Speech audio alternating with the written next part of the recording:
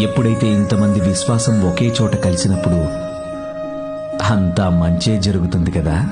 విశ్వాసం లేకపోతే మీకు ఒక కథ చెప్తాను వినండి. అనగనగా ఒక ఊరుండేది. అక్కడ ఎన్నో ఏళ్లుగా వర్షాలు కురవడం లేదు. ఒక అతను ఆ ఊరు వాళ్ళకి ప్రార్థన చేస్తే వర్షం పడుతుంది అన్నారట.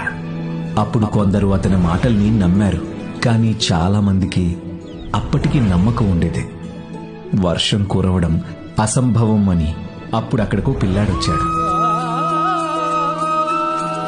నువ్వు గొడుగు పట్టుకొని నుంచున్నావేంటి?